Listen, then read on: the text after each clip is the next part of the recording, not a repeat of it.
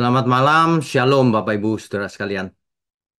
Malam ini kita memasuki kitab yang baru, lanjutan daripada kitab Yeremia, yaitu kitab yang namanya Ratapan.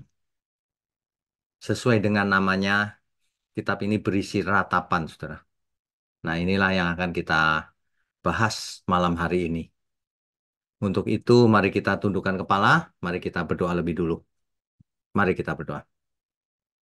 Bapa kami yang di surga, terima kasih kalau kami kembali hadir bersama-sama di ruangan Zoom untuk mengikuti online Bible study.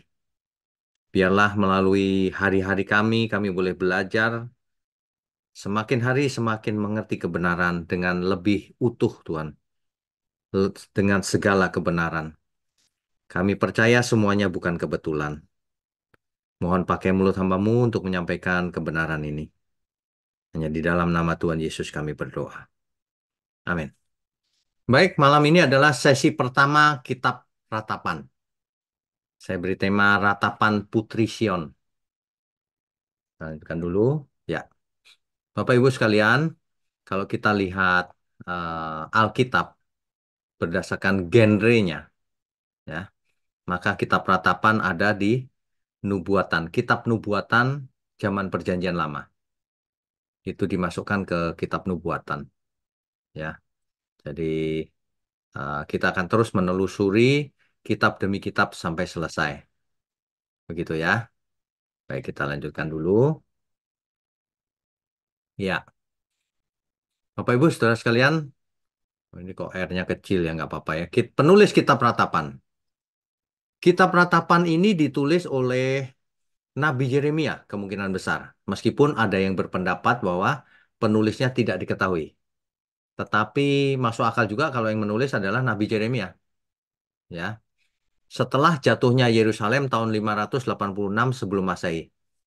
Nah, di situ Yerusalem jatuh, baru kitab ini ditulis. Sebab kisahnya tentang Yerusalem yang sudah jatuh di akhirnya. Gitu ya. Nah, Nabi Yeremia bahkan menjadi saksi hidup bagaimana Yerusalem itu hancur. Kita sudah bahas ini di pertemuan kita yang lalu, yaitu kitab Yeremia ya. Kenapa ditulis? Ditulis dengan tujuan untuk mengajar umat akibat dari pemberontakan mereka, ya. Ditujukan kepada orang-orang yang dibuang ke Babel. Jadi supaya mereka bertobat lagi gitu. Lihat nih, akibatnya fatal. Jadi mengisahkan kesedihan yang sangat dalam. Karena Yerusalem dihancurkan Babel kan ketika itu. Banyak yang dibunuh, disiksa, lalu diasingkan ke Babel. Kitab ini ditulis dengan gaya puisi atau bergaya nyanyian kuno, sebuah penguburan Yahudi. Jadi kalau penguburan itu ada lagu-lagu yang menyedihkan gitu. Nah, kitab ini ditulis dengan gaya puisi seperti itu. Dan sangat rapi, pasal 1 sampai pasal 4 itu ditulis dengan gaya akrostik namanya. Akrostik itu huruf awal setiap ayat urut. Ayat 1, A, eh, Alef. Ayat kedua, Bet dimulai dengan Bet. Ayat ketiga dimulai dengan Gimel dan seterusnya. Seperti ABC-nya Latin gitu loh. Tetapi dengan gaya yang sangat menyedihkan. Nah, semuanya terdiri dari 5 puisi, makanya ada 5 pasal. Satu pasal mewakili satu jenis puisi. Begitu ya. Nah, makanya ini menarik sebenarnya. Cuma jarang orang mau baca kitab Ratapan. Yang dicari orang yang menggembirakan semua kan? Oke, kita lanjutkan dulu. Ya, ini yang dimaksud akrostik, Bapak Ibu, Saudara ya. Perhatikan ayat 1. Tunggu, warnanya saya rubah dulu. Ya, perhatikan di pasal 1 dimulai dengan huruf Alef. Pasal 2 dimulai dengan huruf Bet. Pasal 3 Gimel. Demikian seterusnya. Alef, Bet, Gimel, Dalet, dan seterusnya. Jadi Ini yang namanya akrostik. Ya. Oke, kita lanjutkan dulu ya. Ya, kronologinya adalah seperti ini. Kalau secara singkat ya, kita tahu bahwa Israel keluar dari Mesir, dipimpin oleh Musa, menuju tanah perjanjian. Di tengah jalan ke Gunung Sinai. Di Gunung Sinai itulah Musa naik ke Gunung Sinai dan turun membawa dua loh batu hukum Taurat. Dan umat Israel adalah umat pilihan. Akhirnya dipersingkat, akhirnya mereka sampai di tanah perjanjian. Nah, di tanah perjanjian, lalu Raja Daud di Yerusalem memerintah. Melalui keturunan Raja Daud inilah Mesias akan lahir. Kemudian Bait Allah dibangun oleh Raja Salomo, anaknya Daud. Setelah itu, Israel pecah kan di utara dan di selatan. Di utara dengan nama Kerajaan Israel, ibu kotanya Samaria. Kerajaan yang di selatan dengan nama Yehuda, Kerajaan Yehuda, ibu kotanya Yerusalem. Nah, ketika eh, kitab ratapan ini ditulis, ketika itu Yerusalem sudah hancur. Tetapi di bagian utara, Asyur sudah hancur lebih dulu dan semuanya dibuang ke Asyur dan tidak ada penjelasannya setelah itu. Mungkin hilang ya. Sedangkan Yerusalem hancur, umatnya dibuang ke Babel. Nah, inilah yang di kemudian hari kembali lagi melahirkan Mesias. Itu bisa dibaca di dua Raja-Raja pasal 24 sampai 25. Dengan Yerusalem hancur, maka selesailah sudah semuanya. Tidak ada sisa. Semua hancur, kebanggaan Bait Allah hancur, semua tidak ada lagi. Lalu bagaimana masa depan kalau begini? Nah, inilah kronologinya ya. Kita lanjutkan dulu. Ya, Yerusalem adalah ibu kota kerajaan Israel di zaman Raja Daud dan Salomo. Bapak Ibu Saudara perlu ingat ya, di zamannya Daud dan Salomo, kerajaan Israel belum pecah, makanya disebut kerajaan Israel. Ini adalah kerajaan Israel Raya, utara selatan gabung. Tahunnya antara tahun 110 sampai 931 sebelum Masehi.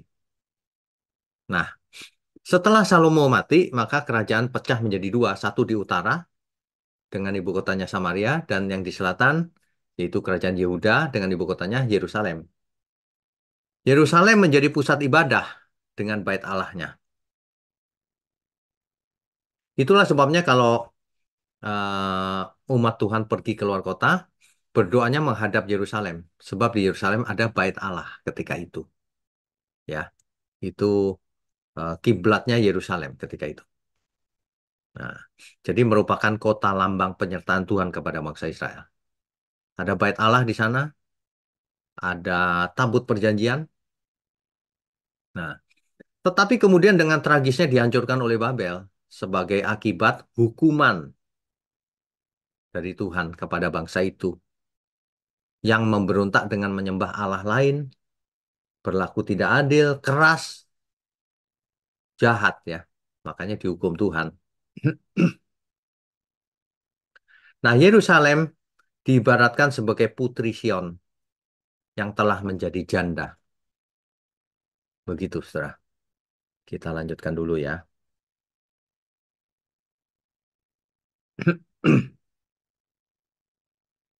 Hancurnya Yerusalem dengan segala kemegahan dan kesakralannya, kesuciannya, serta pembuangan orang-orangnya adalah peristiwa paling tragis sepanjang sejarah Israel. Paling tragis itu. Sebab bubar semuanya. Seolah-olah bubar. Tidak ada lagi gitu semuanya. Ya, tidak ada sisanya. Di dalam sejarah Israel hingga saat ini. Berdasarkan kronologi yang tadi, ini, saudara, mana tadi? Ini, ya, dijelaskan sebenarnya itu Yerusalem hancur itu karena kesalahan daripada bangsa itu sendiri. Karena sudah diperingatkan, masih terus bandel, ya. Padahal kalau kita ikuti sejarah Israel, itu Tuhan sayang sama mereka loh. Allah menjanjikan tanah Kanaan kepada Abraham dan keturunannya, serta telah memberikan kemenangan kepada Daud akhirnya. Dan keturunan Daud suatu hari akan melahirkan Mesias. Kan begitu ya. Nubuatannya begitu. Salomo membangun bait Allah, kebanggaan Israel.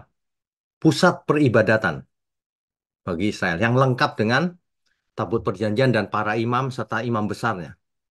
Lengkap, ya.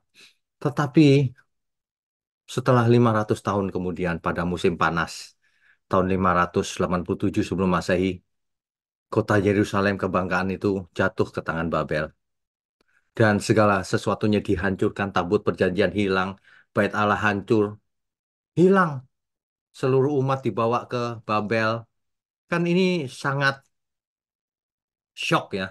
Karena mereka percaya penyertaan Tuhan, tapi ternyata tidak ada lagi penyertaan Tuhan. Segalanya hancur dan hilang. Nah, kitab ratapan ini adalah kenangan akan rasa sakit itu. Sakit bercampur sedih dan kebingungan orang Israel dalam menghadapi peristiwa ini. Itu ditulis dalam bentuk puisi akrostik, dinyanyikan sebagai nyanyian duka, nyanyian kematian. Ya, oke kita lanjutkan dulu. Iya. Jadi eh, Yerusalem itu diibaratkan seorang putri, dipersonifikasikan menjadi seorang putri, Putri Sion. Makanya diberi judul Ratapan Putri Sion. Tetapi sang putri ini digambarkan menjadi janda karena kekasihnya mati. Jadi ini suatu personifikasi, gaya bahasa, saudara. Pasal satu berfokus pada kesedihan dan malu dari tokoh yang disebut Putri Sion ini. Ya, jadi kalau kita mendengar kata Putri Sion di kitab ini, itu menunjuk kepada Yerusalem. Ingat ya, kalau kita mempersonifikasikan sesuatu, ceritanya jadi hidup. Ya, dikatakan di sini eh, yang sudah menjadi janda karena kekasihnya mati. Betapa sedihnya. Nah, ini cerita bahwa Yerusalem seolah-olah seorang putri yang jadi janda. Jadi sedih sekali, saking sedihnya itu kekasihnya mati. Di ratapan ayat satu dan ayat 6 tuh, ya. Jadi dijelaskan ini, dia duduk sendirian. Padahal ini kan Yerusalem dipersonifikasikan sebagai seorang janda. Dia duduk sendirian, ditinggalkan oleh orang-orang yang dicintainya, hancur dan tidak ada yang menghiburnya. Sedih banget gitu. Ya memang begitulah penggambarannya tentang kota Yerusalem. Ya. Nah, kalau orang tidak mengerti membaca ayat-ayat seperti ini, loh ini siapa sih yang jadi janda gitu? Itu pemikiran secara literal, harafiah. Padahal ini bukan harafiah, personifikasi, ya. Ketika Putri Sion berbicara dia memanggil Tuhan untuk memperhatikan nasibnya, itu adalah metafora yang sangat kuat. Metafora itu perumpamaan, saudara, kiasan. Melalui gambaran ini penyair menunjukkan penulis dari kitab Ratapan ini menunjukkan bahwa kehancuran kota itu membawa tingkat trauma psikologis yang baru bagi orang Israel yang hanya bisa diungkapkan sebagai pemakaman seperti acara penguburan gitu, dukanya paling dalam. Tetapi kita tahu bahwa semua ini karena pemberontakan umat, maka hukuman Tuhan datang. Kan begitu ya. Jadi ya kita lanjutkan dulu ya.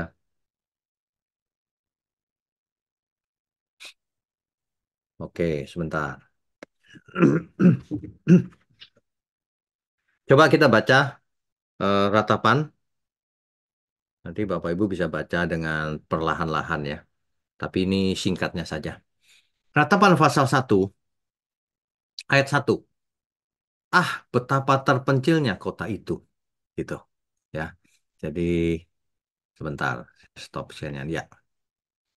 Coba ini, Bapak Ibu.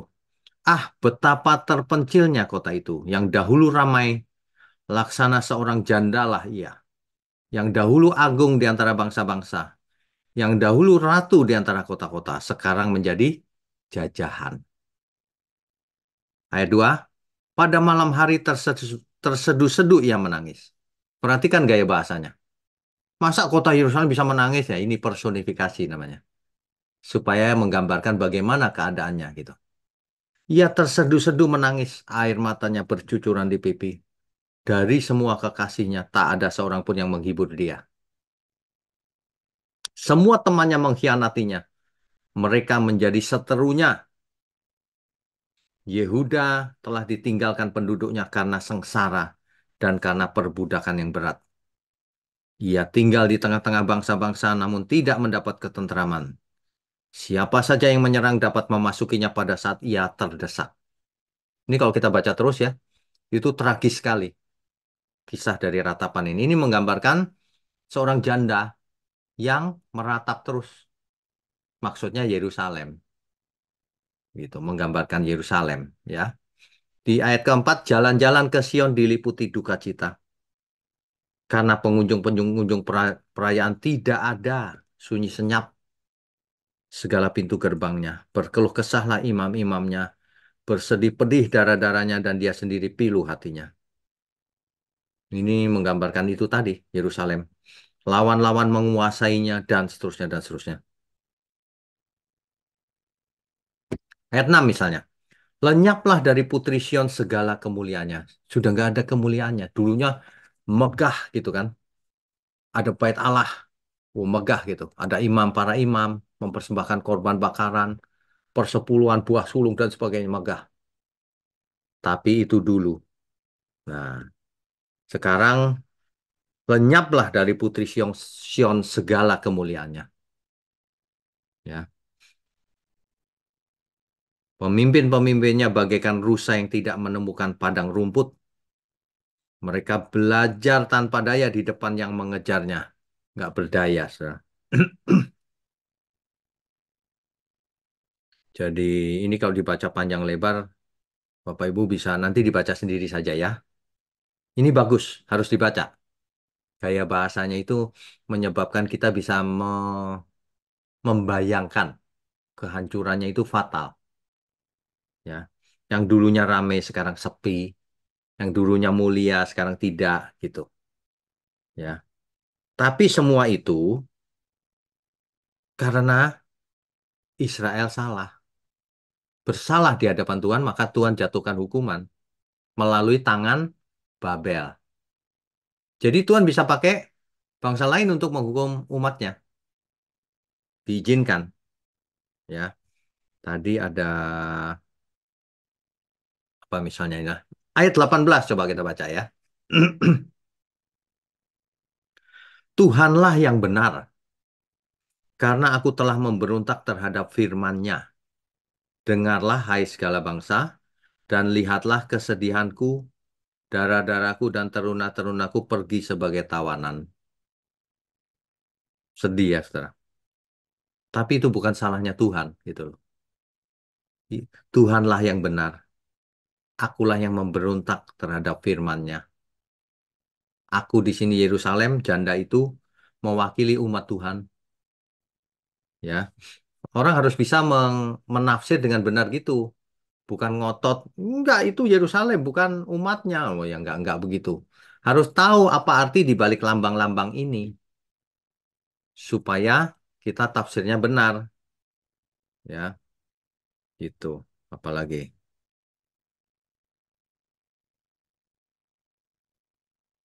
sama senada ini. Ini puisi senada, puisi kepedihan Yerusalem yang diibaratkan seorang putri Sion yang sudah menjadi janda, yang ditinggal mati oleh suaminya.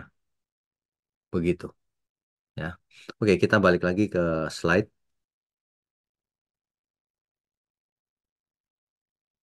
Ya. Oke, kita lanjutkan. Ya. Lalu masa depan bagaimana kalau sudah dibuang habis semua nggak ada cerita lagi tentang Israel? Kita sudah bahas di sesi-sesi yang lalu tentang masa depan. Ternyata di masa depan, kan ini peristiwanya nih. Ternyata di masa depan Nebukadnezar mati. Babel dikalahkan Persia. Ternyata kerajaan Babel digantikan dengan kerajaan Persia.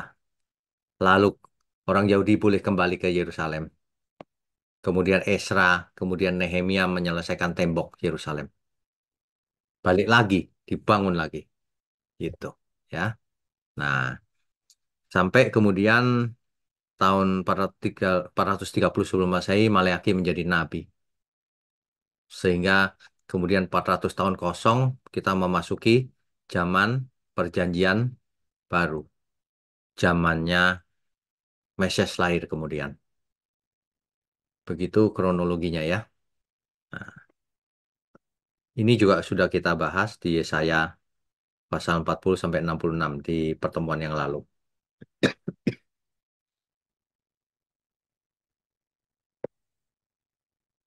Ya, saudara, kalau kita baca kitab ratapan ini, ya memang tragis. Tetapi itu ratapan di bumi kan. Yang lebih parah adalah ratapan di kekekalan. Kita harus berpikir panjang. Nah inilah bedanya kalau kita belajar di online Bible Study dengan belajar sendiri per kitab. Kalau di online Bible Study saya arahkan kepada seluruh sistematika teologi secara alkitabiah. Artinya kalau kita belajar tentang ratapan, itu tidak seberapa itu hancurnya Israel, Yerusalem itu. Tapi ada ratapan di kekekalan. Matius 13 ayat 42. Semuanya akan dicampakkan ke dalam dapur api. Di sanalah akan terdapat ratapan dan gertakan gigi. Kalau ini, kalau kitab ratapan tadi meratap dari pembuangan di Babel tentang Yerusalem, kalau nanti ratapan yang ini, ratapannya terjadi di dapur api dan gertakan gigi. Ya, Matius 13 ayat 50 diulang lagi. Lalu mencampakkan orang jahat ke dalam dapur api. Di sanalah akan terdapat ratapan dan gertakan gigi. Yang lebih mengerikan adalah ratapan kekal, saudara. Meratap di alam maut tidak ada solusinya. Meratap di neraka tidak ada solusinya, saudara.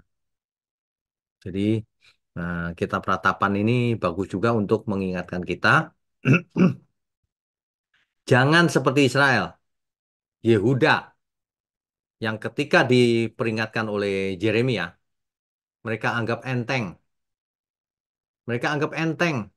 Mereka tetap saja menyembah Allah lain, Allah asing, dewa-dewa, tetap tidak adil terhadap sesamanya, keras, ya, sehingga akhirnya benar-benar dibuang, dihancurkan Yerusalem. Hari ini pun sama, saudara. Kalau saudara mendengar kebenaran, jangan keraskan hatimu. Sebab Tuhan sudah memberitahu sebelumnya. Kalau kamu jahat, dibuang ke dapur api. Ya, ya, kita lanjutkan dulu ya. Iya. Jadi 2 Petrus 3 ayat 10. Tetapi oleh firman itu juga langit dan bumi yang sekarang terpelihara dari api. Sekarang terpelihara dari api, belum kena api maksudnya. Dan disimpan untuk hari penghakiman dan kebinasaan orang-orang fasik. Artinya apa? Nanti kebinasaan orang fasik dilakukan oleh api. Ya, nanti dibaca lengkapnya ya. Inilah yang dimaksud dengan dapur api tadi itu. Yaitu dipakai kata Gehenna. Diterjemahkan dalam bahasa Indonesia neraka. Lake of Fire. Limnentopuros di dalam kitab Wahyu. Ya, ini disebut kematian kedua, saudara. Di Matius 10 ayat 28 dan Wahyu 20 ayat 14, 21 ayat 8. Ya, ini yang disebut dengan neraka. Makanya janganlah kamu takut kepada mereka yang dapat membunuh tubuh, tetapi yang tidak berkuasa membunuh jiwa. Takutlah terutama kepada Dia yang berkuasa membinasakan baik jiwa maupun tubuh di dalam neraka. Begitu ya. Jadi, baik. Nanti Rabu depan, yaitu sesi kedua, kitab ratapan tentang cawan murka Allah. Ya, cawan murka Allah. Jadi, saudara, kalau kita belajar Alkitab itu, ya, di Perjanjian Lama misalnya, itu selalu ada paralelnya di kemudian hari. Paralelnya apa? Paralelnya adalah umat pilihan, Yehuda dan Israel, yang diperingatkan supaya tidak memberontak kepada Tuhan, tapi mereka tetap memberontak. Akibatnya Tuhan jatuhkan hukuman. Diobrak-abrik, penyertaan Tuhan hilang, habis semua. Dan mereka dibuang ke pembuangan, diasingkan. Nah sama, ini tipologinya sama dengan paralel dengan keadaan nanti atau hari ini. Bahwa kalau ada hamba Tuhan yang bilang, bertobatlah saudara. Gitu. Kalau engkau tidak bertobat, kau masuk ke dapur api. Nah, kalau kita mendengar seperti itu, jangan keraskan hati. Ayo belajar yang benar. Ikuti online Bible Study eh, dengan tekun, urut, dicatat kalau perlu poin-poinnya supaya kita mengerti dan lakukan tentu saja. Kalau tidak, kalau waktu itu Yerusalem hancur, kalau nanti langit dan bumi yang hancur. Kalau itu dibuang ke pembuangan, ke tempat asing, kalau nanti orang fasik dibuang ke api kekal, dapur api, neraka, Gehenna. Ya, ada orang yang kalau baca Alkitab, Gehenna itu bukan neraka, Pak. Gehenna itu suatu daerah di Yerusalem. Itu ada satu pembuangan sampah di situ, bakar-bakar sampah itu Gehenna. Ini orang yang tidak mengerti konteks. Memang Gehenna itu, tapi dipakai sebagai lambang bahwa ini nanti neraka. Itu. Jadi kita harus bisa mengartikan simbol-simbol di dalam kitab suci, ya, supaya kita mengerti. Dan ingat, dampaknya apa kalau kita mengerti seperti ini? Dampaknya aku tidak mau seperti bangsa Israel yang waktu itu. Aku mau taat. Dikasih tahu, iya, aku mau belajar. Aku mau bertobat, aku mau berubah. Mestinya begitu, saudara. Ya, jadi ini bayangkan kejadian yang sangat tragis itu, menyedihkan itu, ditulis dalam bentuk satu kitab loh, ratapan. Itu bukan bukan asal nulis supaya menjadi peringatan akan bangsa Israel itu dan kita hari ini. Sebab ada yang namanya Yerusalem baru nanti di kerajaan surga kan gitu ya. Amin ya Bapak Ibu ya. Em, saya rasa malam ini cukup. Kita lanjutkan dengan diskusi dan tanya jawab silakan. Ada yang raise hand ya. Pak Kris mau tanya apa silakan.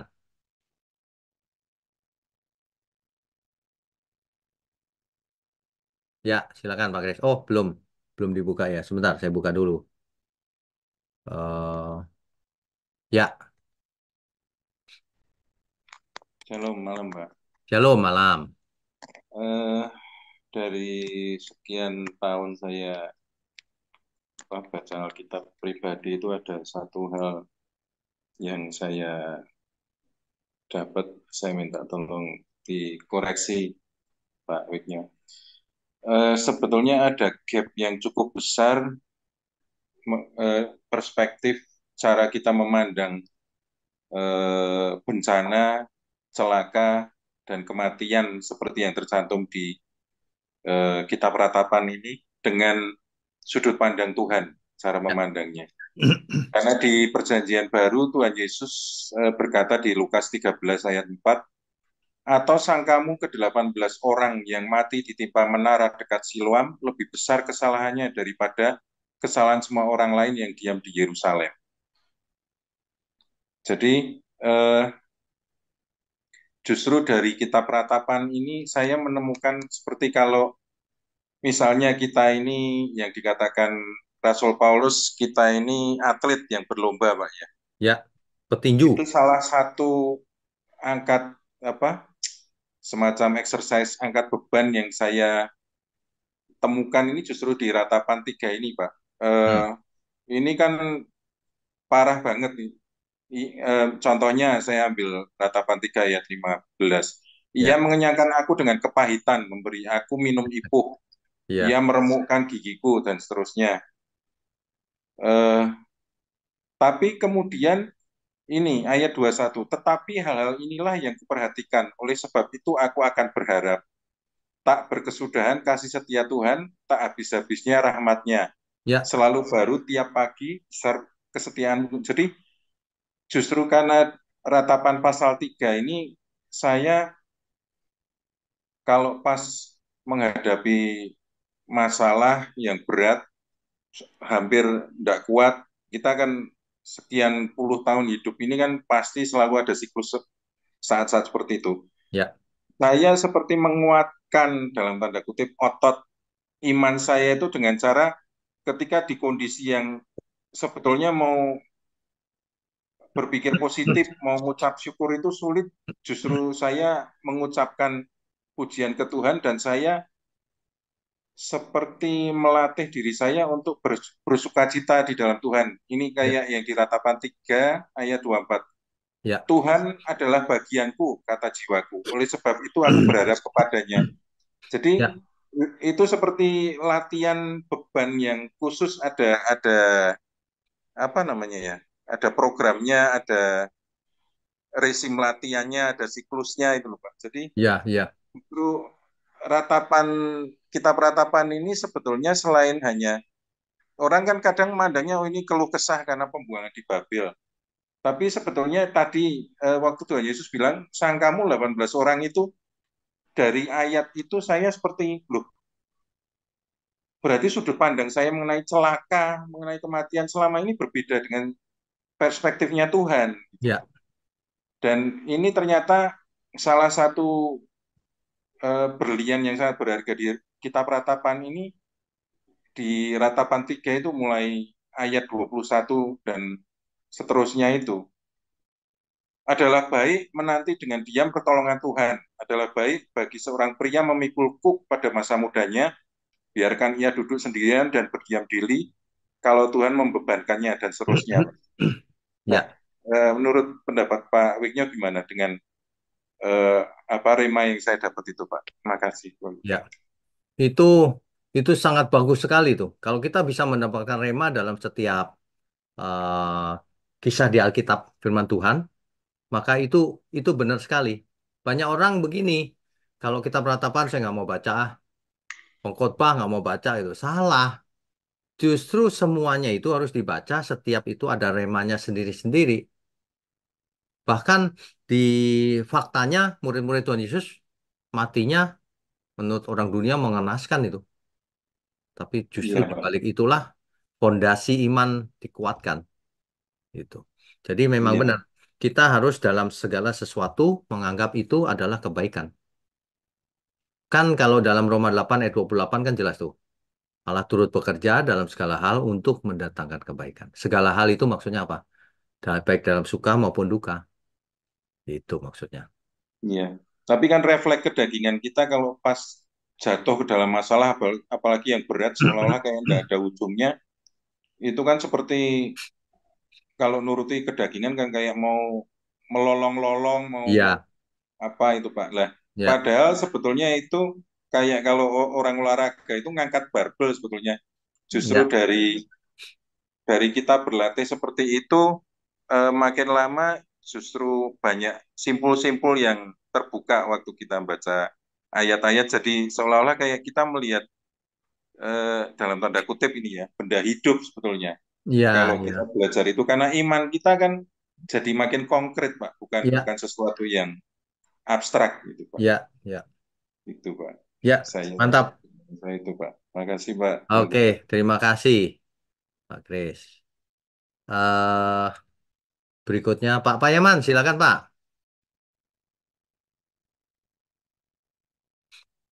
Shalom, selamat malam Pak. Shalom, selamat malam. Rupanya setelah Bapak jelaskan ini Putri Sion, baru saya memahami sebetulnya apa itu Putri Sion. Selama ini saya selalu bertanya-tanya juga teman, ya nggak tahu lah, karena kan gitu kan. Iya, Rupanya ada hubungannya ini, janda yang ditinggalkan kekasih, berarti jatuhnya Yerusalem iya, iya, oleh. Jadi memang banyak orang sebetulnya termasuk saya membaca secara harafiah ini perjanjian lama khususnya tadi yang berpuisi ini memang ngantuk langsung Pak. iya, Nggak iya, bisa kita juga ya. iya, iya. Jadi terima kasih ada Oh, penjelasan Bapak ini pokoknya baik. apa Bapak tarik tadi perjanjian baru.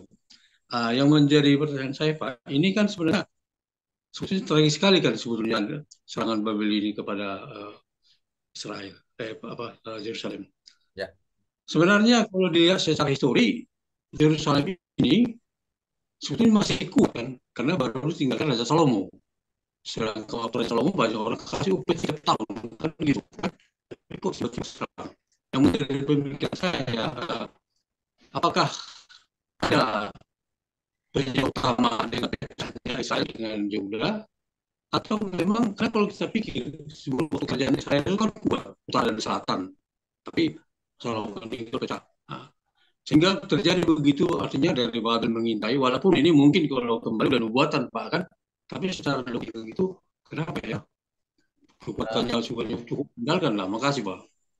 Eh, maaf Pak Payaman. Ada tadi ada putus-putus. Nggak jelas Pak pertanyaannya. Atau videonya dimatikan Pak biar jelas suaranya. Ya. Oh ya Pak ya, Heeh. Ya. Oke Pak. Silakan Pak. jadi kalau kita lihat Yehuda ini baru diturunkan ataupun baru ditinggalkan oleh Raja Salomo sebetulnya boleh dikatakan masih kuat pertahanannya. Nah, kenapa? Nah, baru waktu Raja Salomo, misalnya orang kerajaan lain kasih upeti tiap tahun. Jadi artinya kekuatan itu saya kira nggak mungkin langsung sirna begitu. Nah, cuma dalam hal ini, mengapa sampai begitu lemah Babel ini tidak siap? Apakah juga hubungannya dengan pecahnya Israel, utara dan selatan?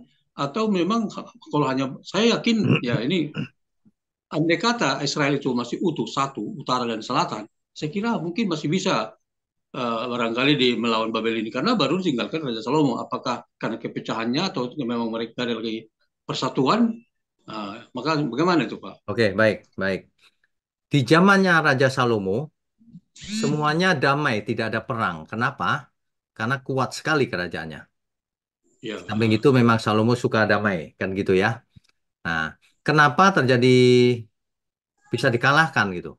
Dua dua faktor, Pak. Yang pertama memang pecahnya kerajaan itu. Itu pecah kan uh, perang saudara, Pak. Jadi terbagi dua kan, utara selatan. Ya pasti melemah. Yang kedua memang Babel ketika itu menguat, Pak. oh, Makanya Asyur dan Mesir mereka berkoalisi kan akhirnya mau melawan Babel, tapi tetap aja kalah semuanya. Gitu. Begitu, Pak. gitu ya. Iya. Jadi sebetulnya kalau dilihat bersatu kita teguh, bercerai kita rubuh. Iya, betul. Itu Bisa. prinsip prinsip umum sampai kapanpun. Ya, Ya. ya makasih Pak. Selamat malam Oke, Pak. Tuhan berkati. Pak Konstanara, silakan Pak. Merangkap, tak mau. Shalom, selamat malam Pak Wisnu. Shalom, selamat malam. Eh, saya juga punya kesaksian ini, Pak, melalui kitab ratapan ini. Ya, Ya, ratapan 3 ayat 26 tadi yang diikuti oleh Pak Kris tadi bahwa oh, adalah baik menanti dengan diam pertolongan Tuhan.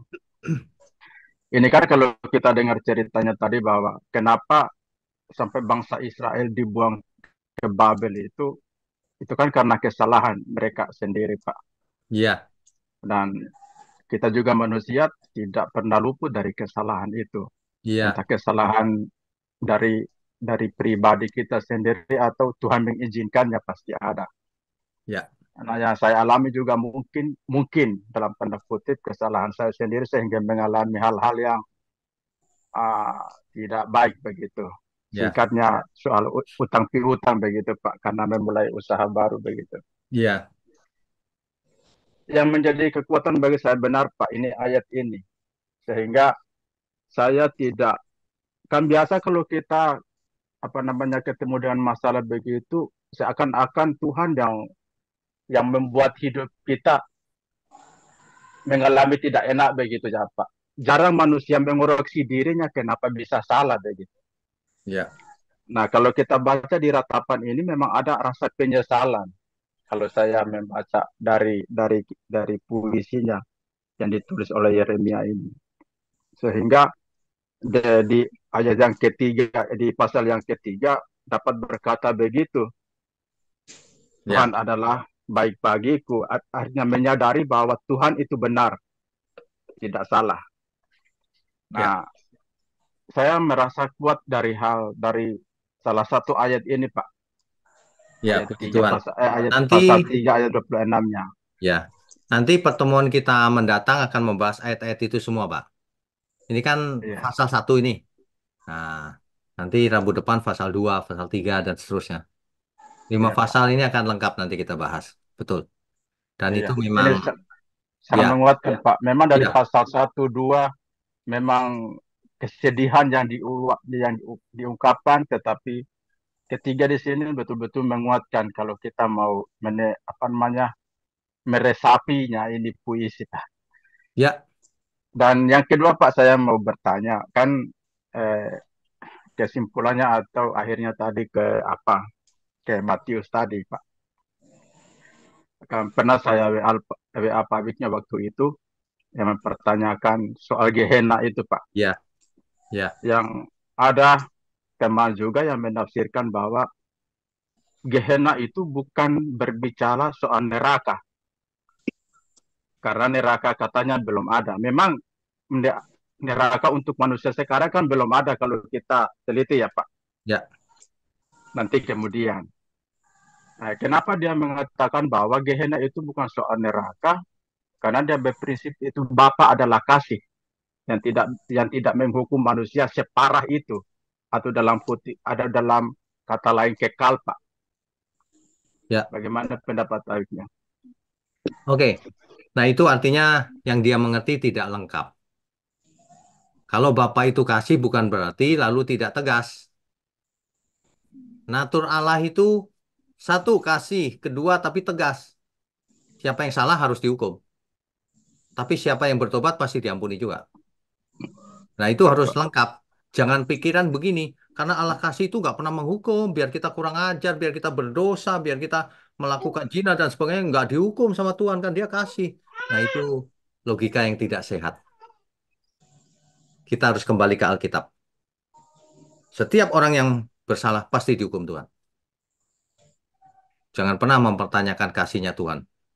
Kalau manusia diperingatkan lalu tetap melakukan, ya barang siapa menabur dia menuai. Betul Pak. Simpel saja.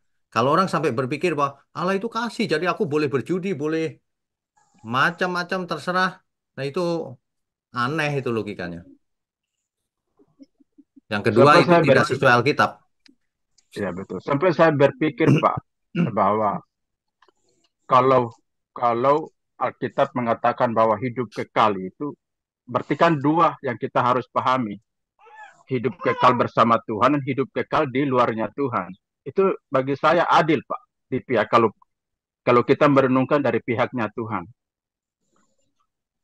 Sebenarnya Jadi saya berpikir kalau pemahaman yang teman saya lanjutkan itu, maka orang tidak pernah berpikir waspada, Pak. Karena tidak ada hukuman kekal kok. Paling kan dibakar habis begitu, Pak. iya, Kayak ya, sampah kayak di Gehenna yang ya. dia mengerti seperti itu. Ya perlu Jadi kita diingatkan. Bapak ingatkan saja dia, kita itu tahu dari mana cerita-cerita itu. Kebenaran itu tahu dari mana? Dipikir sendiri bisa? Nggak bisa. Tahu dari Alkitab, kembalilah ke Alkitab. Jangan nah itu ya ngarang sendiri. Nah, itu Pak yang sempat saya tanya. Dia mengatakan bahwa itu yang saya pernah tanya di Pak Wikno, itu kata yang di dalam kurung itu sebenarnya bukan bukan tidak ada di dalam naskah Alkitab katanya, Pak. Dia itu sok tahu, nggak usah diajak ngomong lagi. Kurung itu artinya apa? Saya mau tanya. Dia mengerti nggak kenapa dikurung? Karena itu adanya di naskah yang masih muda umurnya, di manuskrip yang muda, di manuskrip yang lebih tua, tulisan itu tidak ada. Artinya apa? Itu tambahan catatan. Makanya Ya, terjemahan bahasa Indonesia dikasih kurung. Banyak orang di dunia ini aneh. Saya itu agak bingung. Nggak ngerti, tapi berpendapat gitu. Itu yang begitu nggak usah diajak ngomong, Pak Konsanara. sampai saya tunjukkan itu doa Bapa kami, Pak Wikno. Ya, Kan di akhir dari doa Bapa kami ada di dalam kurung ya, bahwa bahwa karena engkaulah yang mempunyai kerajaan dan ya, kuasa dan kemuliaan sampai selamanya. ya, Dia menjawab saya, Allah itu Bapa itu sudah punya kemuliaan dari dulu, tidak perlu penegasan. Seolah-olah begitu. ya, ya. Ya udah kalau gitu nggak usah berdoa, nggak usah belajar firman. Allah itu Maha Kasih. Kita ngapain aja masuk surga, udah titik. Gitu. Tanya ke dia. Itu orang yang nggak mau belajar itu begitu. Ngotot tanpa ilmu sedikit pun di pikirannya. Karena nggak pakai Alkitab ngomongnya. Kalau nggak pakai Alkitab tuh kita nggak usah diskusi, udah percuma. Udah percuma. Ya, ada orang yang ngotot sama saya ternyata apa dasarnya? Kitab setan, gereja setan dipakai untuk ngotot sama saya. Saya bilang ini gimana sih ya? Kalau kita percaya Tuhan, percaya Tuhan Yesus, Alkitab pakainya kok malah kitab gereja setan dipakai. Aneh emang. Itu pun kita harus secara keseluruhan ya Pak Wigno untuk memahaminya. Betul. Satu Tidak ayat boleh saja nggak bisa. ya betul Pak Wigno. Makanya harus belajar hermeneutik. Nanti kalau Pak Konsanara ketemu orang yang gini, belajar teologi nggak penting. Yang penting aku dengar suara Tuhan. Nah, ada juga yang gitu. Suara Tuhan yang mana itu? Sebab yang dibicarakan salah, nggak sesuai fakta. Ya, Ya Pak yang Wigno. penting itu bukti, nggak usah banyak ngomong. Itu aja. Sesuai Alkitab apa enggak? Gitu aja. Ya Ya. Pak Wigno. Makanya saya lagi menunggu ini seminar natur kebenaran nih Pak. Maret awal ya. Ya Pak Februari Wigno. ini udah padat itunya. Nanti Maret awal. Ya Pak Wigno. Terima Ya, kasih Pak Wigno. Tuhan oke. berkati. Tuhan berkati. Nah, berikutnya Pak Gio Setiawan. Salam, selamat malam Pak Wigno. Selamat malam. Pak, menurut pandangan Bapak, benar nggak ya eh, perbuatan atau tindakan lebih penting daripada kepercayaan atau keyakinan, Pak? Pak betul Oke, pandangan saya ini, Pak? oke. Ini pertanyaan ini, pertanyaannya aja salah. Kenapa? Karena perbuatan dan iman itu tidak boleh dipertentangkan. Yang mana? Bukan yang mana. Iman itu harus ada perbuatannya. Bukan perbuatannya penting, bukan. Iman itu ada perbuatannya. Kalau nggak ada perbuatannya, bukan iman. Itu loh maksudnya. Jadi kalau nanya penting mana? Loh, kok penting mana? Iman itu harus ada perbuatannya. Emang bisa iman tanpa perbuatan? Saya mau tanya, misalnya. Itu bukan iman berarti. Gitu loh. Nah, jadi bukan penting mana, bukan perbuatannya penting atau enggak. Kalau iman tanpa perbuatan, seperti tubuh tanpa roh, mati. Hmm. Artinya enggak selamat, iman yang kosong. Iya, iya. Gitu. Ya, terima kasih, Pak. Oke, Ya, Tuhan Tuhan berkati. berkati. Sudah semua rasanya? Nggak ada lagi ya? Wah, ini cepat juga ya. Malam ini tidak terlalu banyak pertanyaan. Ya, masih sesi pertama sih kita peratapan. Oke, baik Bapak Ibu, saudara sekalian. Malam ini kita sudahi sampai di sini. Mari kita tundukkan kepala. Mari kita berdoa.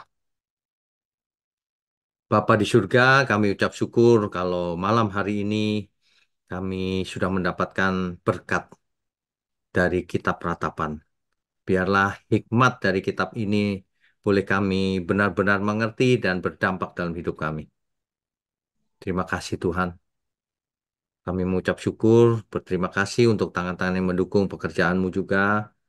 Bersyukur untuk orang-orang, umat-Mu dimanapun berada, yang mau belajar dengan sungguh-sungguh. Biarlah semuanya hanya untuk kemuliaan Tuhan. Hanya di dalam nama Tuhan Yesus kami berdoa dan mengucap syukur. Amin.